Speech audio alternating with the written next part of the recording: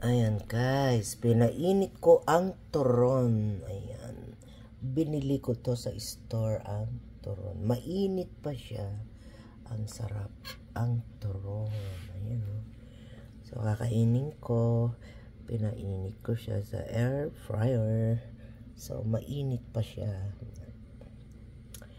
Mahaba na turon to. Binili ko sa store. Tapos papainit ko na lang. Kain tayo, merienda na naman tayo guys ng turon. Ayun, tignan mo yung turon. Turon banana. Ayan, turon banana. Ayan, kita nyo guys. Ito na, turon banana.